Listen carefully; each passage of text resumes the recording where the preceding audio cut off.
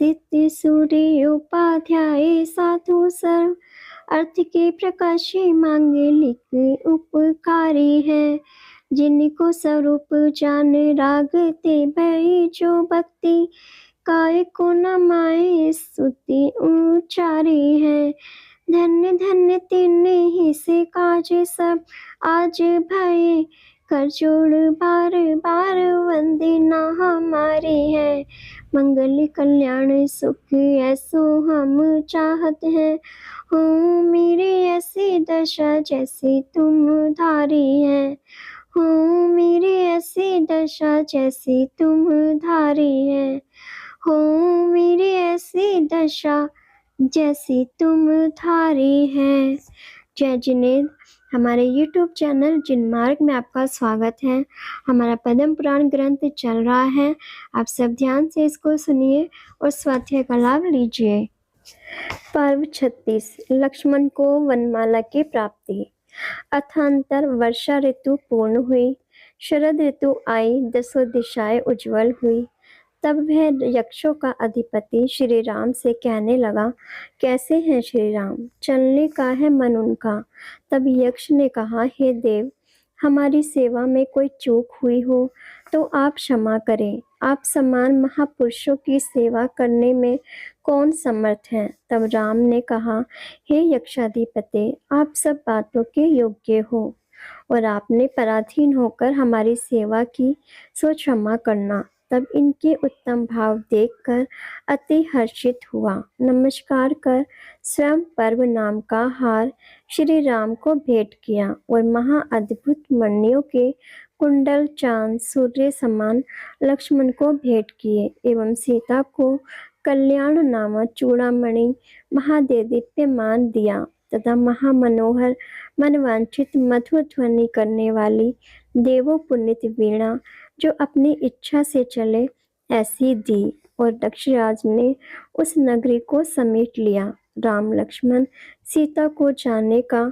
यक्ष ने बहुत शोक किया और श्री रामचंद्र जी यक्ष की सेवा से अति प्रसन्न होकर आगे चले। देवों समान क्रीड़ा करते, अनेक कथाओं में आसक्त, अनेक प्रकार के रसों के भोक्ता, पृथ्वी पर अपनी इच्छा से चलते, मृगराज एवं गजराजों से भरे वन को पार कर विजयपुर नगर पहुँचे। उस समय सूर्य अस्त हुआ, अंधकार फैला, आकाश में नक्षत्र के समूह प्रकट हुए।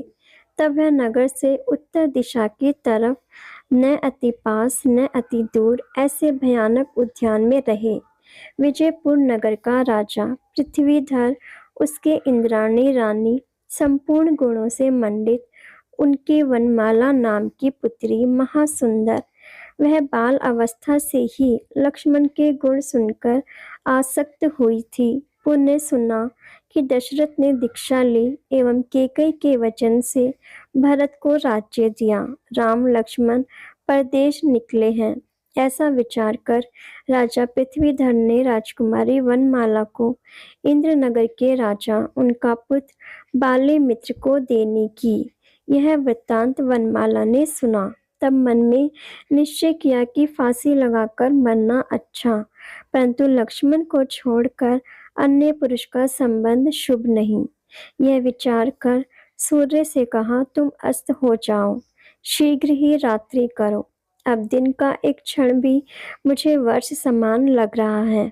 सूर्य अस्त हुआ, राजपुत्री का उपवास है। संध्या के समय माता पिता की आज्ञा लेकर श्रेष्ठ रथ पर चढ़ वन यात्रा का बहाना कर यात्री में वहां आई जहां राम लक्ष्मण ठहरे थे। वनमाला ने आकर उसी वन में जागरण किया। सभी लोग सो गए। तब वनमाला धीरे धीरे पैर रखती हुई वन के हिरन समान अपने डेरा स्थान से निकलकर वन में चली। यह महासती पद्मिनी, उसके शरीर की सुगंधता से वन सुगंधित हो गया। तब लक्ष्मण विचारने लगे कि यह कोई राजकुमारी महाश्रेष्ठ मानो ज्योति की मूर्ति ही है, लेकिन वह वनमाला शोक के कारण मन से अति व्याकुल हो अपघात कर मरना चाहती है, पर मैं इसकी चेष्टा को छिपकर देखूं। ऐसा सोचकर छिपकर बड़ के वृक्ष के नीचे बैठ गए। मानो कौतुक युक्त देव कल्प वृक्ष के नीचे बैठे। उसी बड़ वृक्ष के नीचे वनमाला आई, जल से कपड़ा गीला कर वस्त्र की फांसी बनाई और महामनोहर मधुर ध्वनि से कहती है, हे इस वृक्ष के निवासी देवता, कृपा कर मेरी बात सुनो। कदाचित इस वन में विहार करते हुए लक्ष्मण आए तो आप उन्हें ऐसे कहना, हे लक्ष्मण, आपके वियोग से महादुखित वनमाला आपके गुणों में मन लगाकर बड़ के वृक्ष पर वस्त्र की फांसी लगाकर मरण को प्राप्त हुई है। हमने यह देखा और आपको यह संदेशा कहना है कि इस भव में तो आपका मुझे संयोग नहीं मिला, लेकिन पर भव में आप ही मेरे पति होना। यह वचन कहकर वृक्ष की शाखा से फांसी लगाकर स्वयं वनमाला राजपुत्री फांसी लेने लगी। उसी समय लक्ष्मण ने कहा, हे मुग्धे, मेरी भुजाओं से आलिंगन योग्य आपका कंठ, उसमें फांसी क्यों डालती हो? हे सुंदर वंदनी, परम गुणवान मैं लक्ष्मण हूँ। जैसा आपके सुनने में आया है वैसा देख, और कोई शंका हो तो निश्चय कर लो। ऐसा कहकर उसके हाथों से फांसी ले ली। तब वह लज्जा सहित प्रेम पूर्वक लक्ष्मण को देख मोहित हुई। कैसा है लक्ष्मण? जगत के नेत्रों को हरने वाला रूप उसका परम आश्चर्य को प्राप्त हुई और मन में सोचा कि किसी देव ने मेरे पर उपकार किया है। मेरी अवस्था देख दया को प्राप्त हुआ होगा। जैसे मैंने सुना था वैसे ही भाग्य से मुझे पति प्राप्त हुए। उन्होंने मेरे प्राण बचाए। ऐसा चिंतन करती हुई वनमाला लक्ष्मण के मिलन से अत्यंत अनुराग को प्राप्त हुई। अथांतर महासुगंध कोमल पत्तों के बिस्तरों पर श्री रामचंद्र जी सोए थे। उन्होंने आंख खोली तो लक्ष्मण को नहीं देख जानकी से पूछा, हे देवी, यहाँ लक्ष्मण को देखा है क्या? रात्रि के समय मेरे सोने के लिए पुष्प पल्लवों को बिछाकर आप यहीं बैठा था, सो अब नहीं दिखता है। तब जानकी ने कहा, हे नाथ, ऊंची ध्वनि से बुलाइए। तब राम बोले, हे भाई, हे लक्ष्मण, हे बालक, कहाँ गए? शीघ्र ही आओ। तब भाई बोले, हे देव, आया। वनमाला सहित बड़े भाई व भावज के निकट आया। अर्धरात्रि के समय में चंद्रमा का उदय हुआ। मंद सुगंध शीतल पवन चलने लगी। उस समय वनमाला ने कोमल हाथों को जोड़ लज्जा से मुख नीचा कर महाविनय से श्री राम और सीता के चरणों में नमस्कार किया। सीता ने लक्ष्मण से कहा, हे राजकुमार, आपने चंद्रमा की तुलना की। तब लक्ष्मण लज्जा से नीचे झुक गए। श्री राम जानकी से कहने लगे, तुमने ये कैसे जाना? तब प्रिया ने कहा, हे स्वामिन, जिस समय चंद्रकला सहित चंद्रमा का उद्भोत हुआ उसी समय कन्या सहित लक्ष्मण आए। सीता के ये वचन सुन श्री राम अति प्रसन्न हुए। वनमाला महाआश्चर्य से युक्त प्रसन्न चित हो सीता के पास बैठी और ये दोनों भाई महासुंदर देवों समान निंद्रा रहित होकर सुख से कथा वार्ता करते रहे। उधर वनमाला की सखी की नींद खुली तो देखा सेज सोनी है, राजकुमारी नहीं। तब भय से व्याकुल होकर रोने लगे। उसके रोने की आवाज से सभी योद्धा जग गए। आयुध लेकर घोड़े पर चढ़ दसों दिशाओं में दौड़े। कुछ लोग पैरों से भागे। बर्छी और धनुष हाथ में लेकर दसों दिशाएं ढूंढी। राजा का भय और प्रेम से ऐसे दौड़े मानो हवा के बालक ही हैं। कोई इस तरफ दौड़कर आए राजकुमारी वनमाला को वन में राम लक्ष्मण सीता के पास बैठी देख बहुत हर्षित होकर राजा पृथ्वीधर के पास जाकर बधाई दी और कहा, हे राजन, जिनको पाने के लिए बहुत यत्न किए तो भी नहीं मिले, वे सहज ही यहाँ आए हैं। हे प्रभु, आपके नगर में महानिधि आई है। बिना बादल बिना आकाश से बारिश हुई, खेतों में बिना बीज डाले अन्न उत्पन्न हुआ। आपके जमाई लक्ष्मण नगर के निकट ठहरे हैं। उन्होंने वनमाला को प्राण त्याग करते हुए बचाया और राम आपके परम हितु सो सीता सहित विराजे हैं, जैसे सची सहित इंद्र। यह वचन राजा ने सेवकों से सुनकर महाहर्षित हो एक क्षण मूर्छित हुए। पुण्य परम आनंद को प्राप्त हो सेवकों को बहुत धन दिया और मन में सोचा कि मेरी पुत्री का मनोरथ सिद्ध हुआ। जीवन में धन की प्राप्ति, इष्ट का समागम, ये सुख के कारण पुण्य के योग से प्राप्त होते हैं। जो वस्तु सैकड़ों योजन दूर और सुनने में भी नहीं आए, ऐसी वस्तु पुण्यवान जीवों को क्षण मात्र में प्राप्त होती है। और जो प्राणी दुख को भोगने वाले पुण्यहीन हैं, उनके हाथ में इष्ट वस्तु आई हुई थी तो भी चली जाती है। पर्वत के मस्तक पर तथा वन में, सागर में, मार्ग में पुण्यधिकारी जीवों को इष्ट वस्तु की प्राप्ति अपने आप होती है। ऐसा मन में चिंतन कर अपनी रानी से सब वृत्तांत कहा।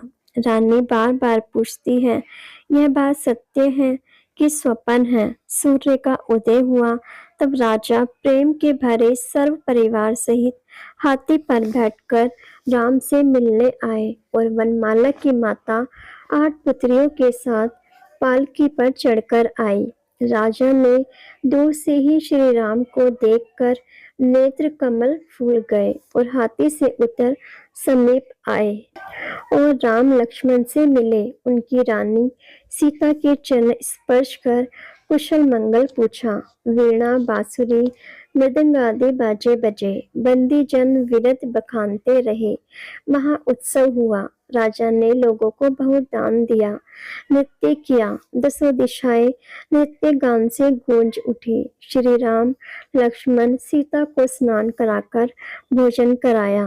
पुनः हाथी घोड़े रथों पर चढ़े। अनेक सामंत और हिरन समान कूदते हुए प्यादों से युक्त श्री राम लक्ष्मण सीता सहित हाथी पर बैठकर नगर में प्रवेश किया।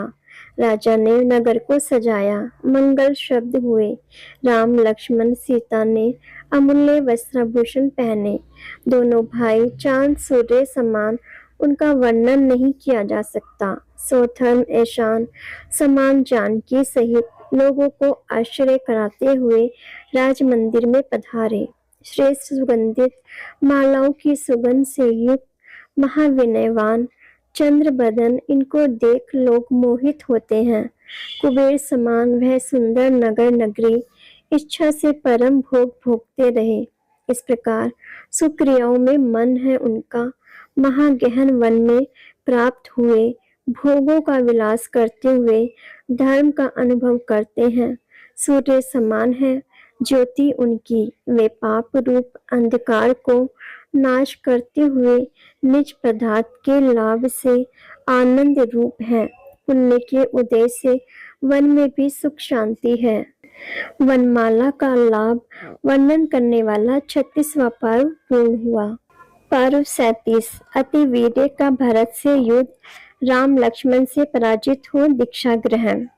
अथांतर एक दिन श्री राम सुख से विराजमान थे और पृथ्वीधर राजा भी पास ही बैठे थे। उस समय एक पुरुष दूर से चलकर आया और नमस्कार कर पत्र दिया। राजा पृथ्वीधर ने पत्र लेकर लेखक को दिया। लेखक ने पत्र पढ़ा। उसमें इस प्रकार लिखा था कि इंद्र समान उत्कृष्ट प्रभावी अनेक राजा नमस्कार करते हैं। श्री नंदाव्रत नगर का स्वामी, महापराक्रमी, सुमेरु समान अचल, सब राजाओं का राजा, महाप्रताप से सभी पृथ्वी के राजाओं को वश किया, महानीतिवान, श्रीमान पृथ्वी का नाथ, राजाओं का इंद्र, अति वीर्य, वह विजयनगर में पृथ्वीधर राजा को कुशल पूर्वक आहार करते हैं। सो पृथ्वी पर सामंत है, वह भंडार एवं सर्व सेना सहित मेरे पास आए हैं।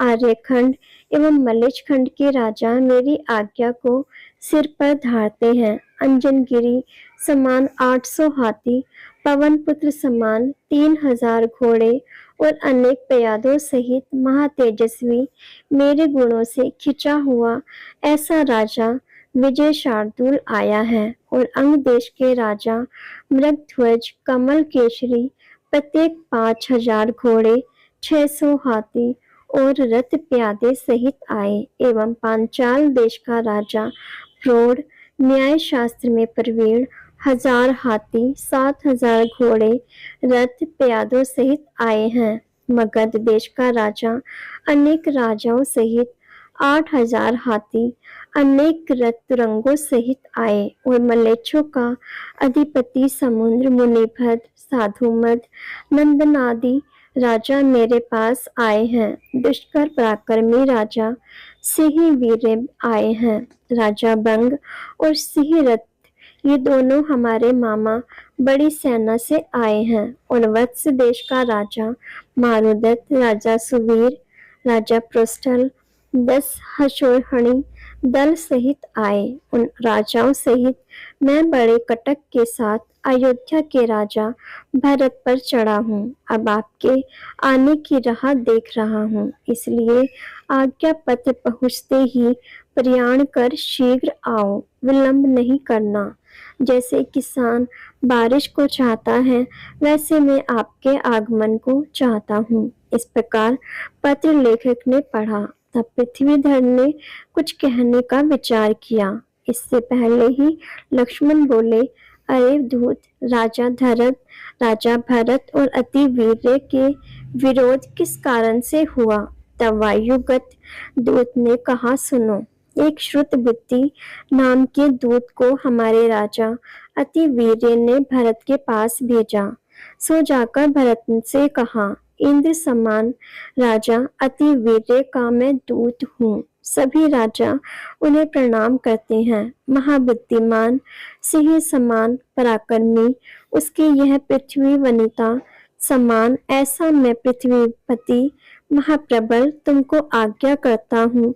हे भरत, शीघ्र आकर आप मेरी सेवा करो, अथवा अयोध्या को छोड़ समुद्र के उस पार जाओ। यह वचन सुन शत्रुघ्न महाक्रोध रूप दावानल समान प्रज्वलित होकर कहता है, अरे दूत, तुझे ये वचन ऐसा कहना उचित नहीं। वह भरत की सेवा करे या भरत उसकी सेवा करे, और भरत अयोध्या का भार मंत्रियों को सौंप पृथ्वी को वश करने के लिए समुद्र के पार जाए या किसी तरफ जाए। तेरा स्वामी ऐसे गर्व के वचन कहता है, सो गधा मत हाथी की तरह गरज रहा है, उसकी मृत्यु निकट आई है, इसलिए ऐसे वचन कहता है। राजा दशरथ तो दीक्षा लेकर वन में गए, ऐसा जान वह दुष्ट ऐसी बातें करता है। यद्यपि पिता की क्रोध रूपी अग्नि मुक्ति की अभिलाषा से शांत हुई है, फिर भी पिता की अग्नि से हम चिंगारी रूप निकले हैं। इसलिए अति वीर्य रूपी काष्ठ को भस्म करने में हम समर्थ हैं। ऐसे वचन कहकर शत्रुघ्न जलता हुआ जो बांस का वन उस समान तड़तड़ाकर महाक्रोधायमान हुआ और सेवकों को आज्ञा दी कि दूत को अपमान कर निकाल दो। तब आज्ञा प्रमाण सेवकों ने अपराधी को कुत्ते की तरह तिरस्कार कर निकाल दिया। वह पुकारता हुआ नगरी से बाहर गया। धूल मिट्टी से लिप्त शरीर खोटे वचनों से दग्ध अपने स्वामी के पास जाकर कहा, राजा भरत समुद्र समान गंभीर परमार्थ को जानने वाला महादुर्वचन सुनकर कुछ क्रोध को प्राप्त हुआ। भरत शत्रुघ्न दोनों भाई नगर से सेना सहित युद्ध के लिए निकले और मिथिला नगरी का राजा जनक अपने भाई कनक सहित बड़ी सेना से आकर मिले और सिंहोदर आदि अनेक राजा भी आकर भरत से मिले। भरत बड़ी सेना सहित नंदा पर्वत के धनी अति वीर्य पर चढ़ा। राजा अति वीर्य भी दूत के वचन सुन अति क्रोध को प्राप्त हुआ। सर्व सामंतों सहित भरत के ऊपर जाने को उद्यमी हुआ। यह बात सुन श्री रामचंद्र जी अपना ललाट दूज के चंद्रमा समान वक्र कर पृथ्वीधर से कहने लगे, अति वीर्य को भरत से ऐसा करना उचित ही है, क्योंकि उसने पिता समान बड़े भाइयों का अपमान किया। तब राजा पृथ्वीधर ने राम से कहा, वह दुष्ट है, हम प्रबल जान उसकी सेवा करते हैं। पृथ्वीधर ने मंत्रणा कर अति वीर्य को जवाब लिखा, मैं शीघ्र ही आ रहा हूँ, एवं दूत को विदा किया। पुनः श्री राम से कहा, अति वीर्य महाप्रचंड है, इसलिए मैं जा रहा हूँ। तब श्री राम ने कहा, आप तो यहाँ ही रहो, मैं आपके पुत्र एवं आपके जवाई लक्ष्मण को लेकर अति वीर्य के पास जाऊंगा। अब हम जगत के सभी जीव सुखी हो, इसी मंगल भावना के साथ यही विराम लेते हैं। कल हम इससे आगे का स्वाध्याय करेंगे। इसे आगे सुनने के लिए चैनल को सब्सक्राइब करें, लाइक करें और शेयर करें। जय जिनेन्द्र।